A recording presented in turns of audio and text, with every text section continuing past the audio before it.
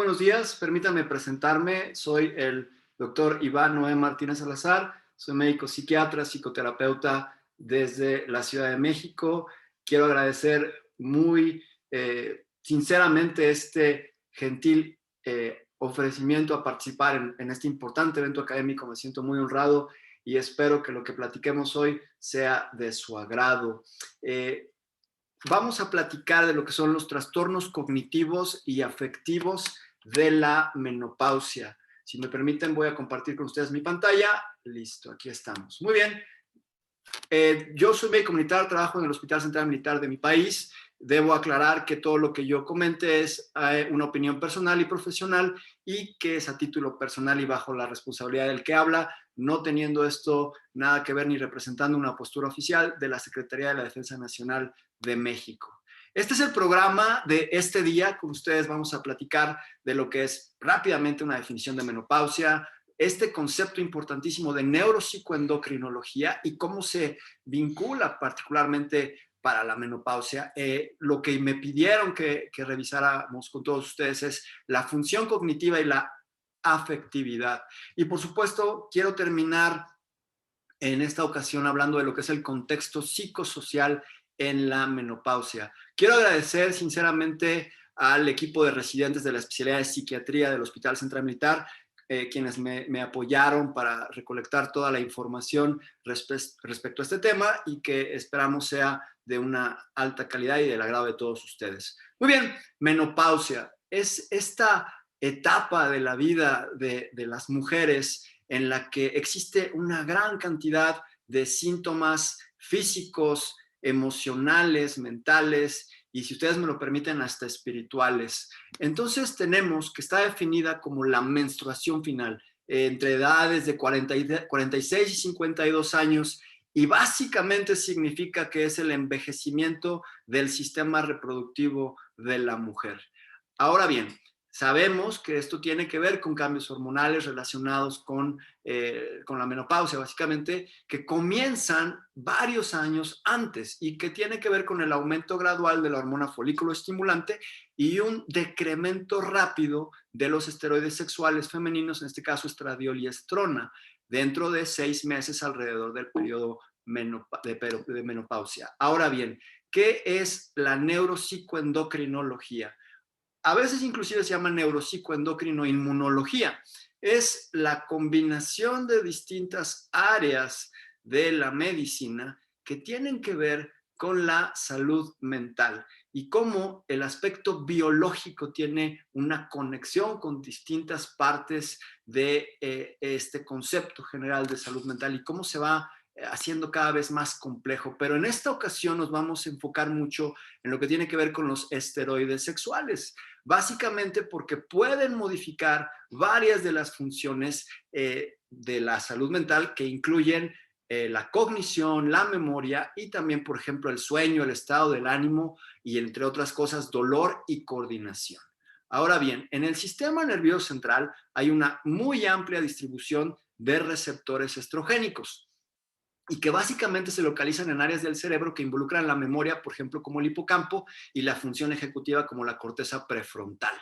Y debemos recordar que la corteza prefrontal es una de las áreas más importantes para los trastornos del estado del ánimo. Entonces tenemos que los estrógenos medían las interacciones de neurotransmisores en la corteza prefrontal y que es pertinente a estas funciones ejecutivas. Ahora bien, también la progesterona y especialmente la alopregnanolona son capaces inclusive de promover al sistema GABAérgico, inhibiendo la transmisión sináptica.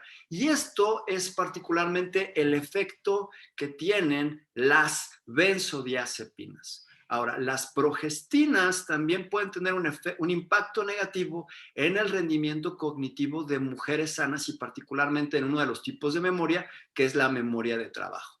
Ahora bien, hablemos de lo que tienen que ver los estrógenos y la función cognitiva. Hay un estudio de Renz y sus colaboradores en el que los niveles plasmáticos más altos de estradiol se asociaron con un mejor rendimiento cognitivo. Y hay otro estudio bien interesante que se llama Study of Women's Health Across the Nation, SWAN, que habla del deterioro del rendimiento cognitivo principalmente en las habilidades de aprendizaje durante la transición de la menopausia, cuando empieza y cómo va disminuyendo este tipo de habilidades de aprendizaje y que existe una mejoría incluso igual que antes de la menopausia en el periodo postmenopáusico.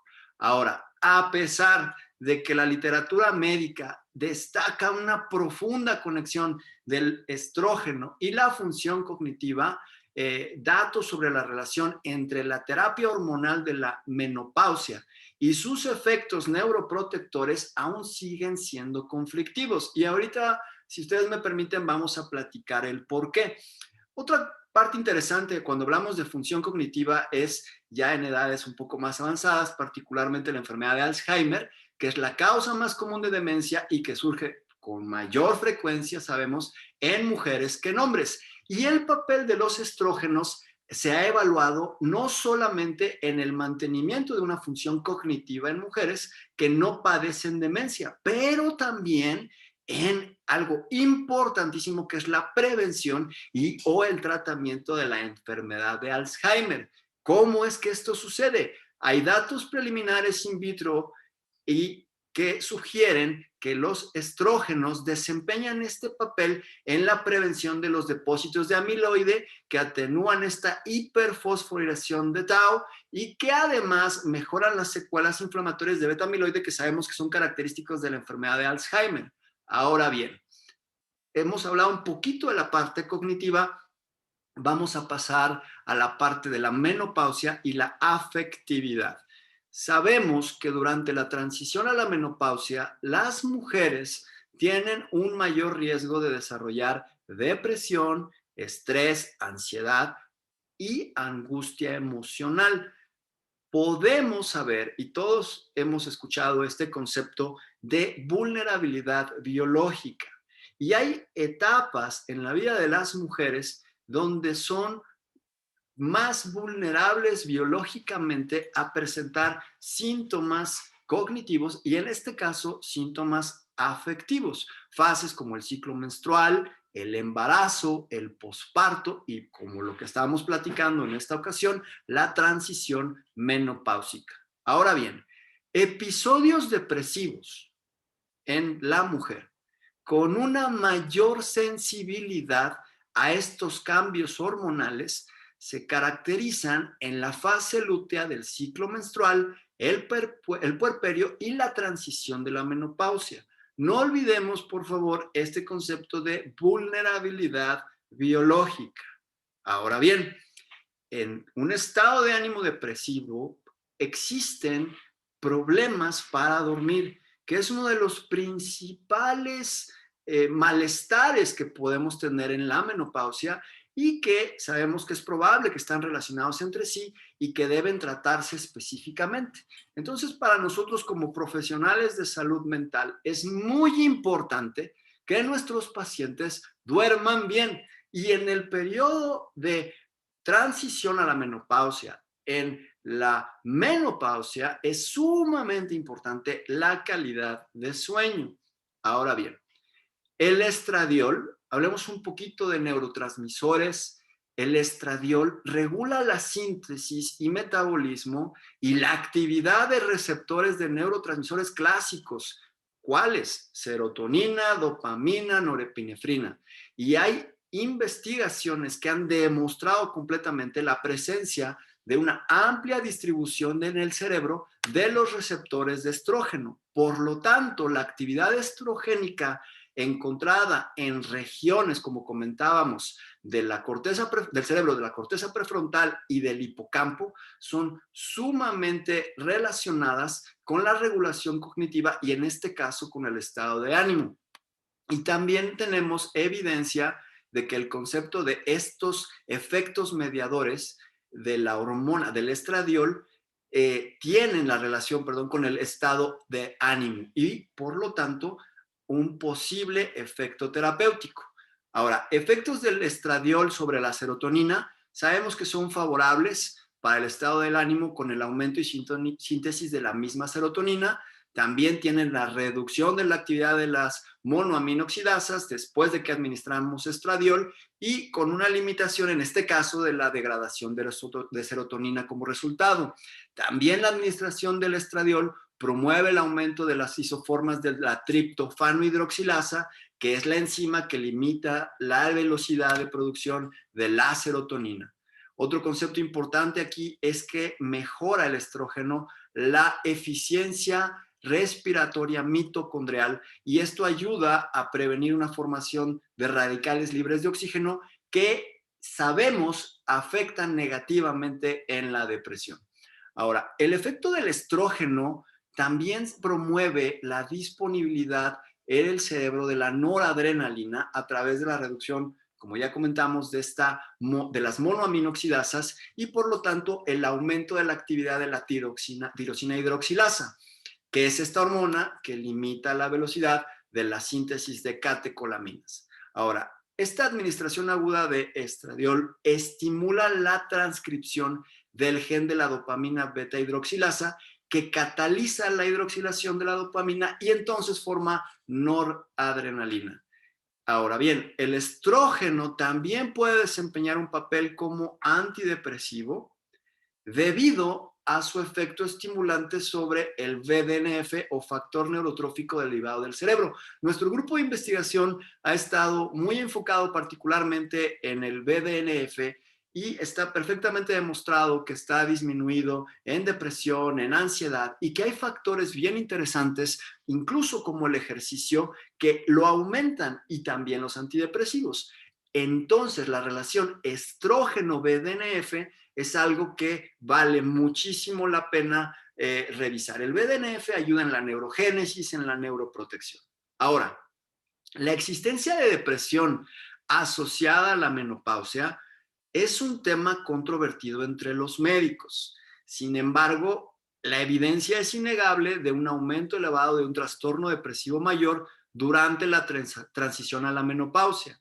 Hace algunos años tuve la oportunidad de ser el jefe de la sala de psiquiatría de mujeres del Hospital Central Militar durante un par de años y efectivamente nosotros teníamos que revisar muy claramente estos síntomas de menopausia y por supuesto la interacción y la interconsulta con nuestros colegas de ginecología era de todos los días. Y sin embargo, muchas veces entrábamos en cierta controversia porque decíamos, a ver, ¿cuál es el problema? ¿El desequilibrio hormonal o es un todo? Que eso es particularmente lo que yo quiero abordar con ustedes en esta ocasión. ¿Cómo debemos ver a la menopausia y todas sus características, no solamente como un desequilibrio, como una etapa hormonal de la vida de la mujer, sino que es solamente una parte importante que consideramos la vulnerabilidad biológica, pero tenemos que considerar todo el contexto psicosocial en estos casos. Ahora, ¿existe alguna evidencia de que la terapia hormonal tiene un efecto antidepresivo potencial similar a los antidepresivos clásicos cuando lo administramos en mujeres perimenopáusicas deprimidas? La terapia o sea, el tratamiento completo hormonal, antidepresivo, la combinación, pero el análisis particularmente de cada caso es fundamental. Entonces, debemos entender la complejidad, en este caso la psiconeuroinmunoendocrinología de la menopausia. A pesar de que existen las propiedades antidepresivas, en este caso del estradiol, mencionadas anteriormente, la aceptabilidad de la terapia con estrógenos como parte de la fuente terapéutica para depresión permanece restringida. Por eso es importante poder analizar todo este mecanismo de neurotransmisores y su relación con los estrógenos. Ahora, el estrógeno puede aumentar, y está bien demostrado, la respuesta de antidepresivos en mujeres de mediana edad y mayores. Ahora bien, esto quisiera decir que para mí es la clave de esta ponencia. Existen factores que predisponen a las mujeres pre, peri y posmenopáusicas a los síntomas depresivos y que incluyen educación inferior, falta de un compañero de vida, desempleo, alta ansiedad, personalidad neurótica, dicen en este artículo que estamos citando abajo, Es decir, los factores psicosociales más la vulnerabilidad biológica hace que mujeres en esta etapa de la vida padezcan síntomas depresivos o incluso el deterioro cognitivo. Tenemos que verlo como un todo y es por eso la importancia del contexto psicosocial en la menopausia. Y es muy frecuente que le digamos a la paciente que es que no quieres salir adelante, no te quieres sentir bien, y hay que entender que muchas veces no es que no quieran, es que no pueden, y si le tenemos que dar una explicación, le daremos la explicación neuroquímica, neurobiológica, en este caso hormonal. Por lo tanto, entender el mecanismo neuroquímico de la menopausia, de la depresión, del deterioro cognitivo, de los síntomas afectivos es fundamental.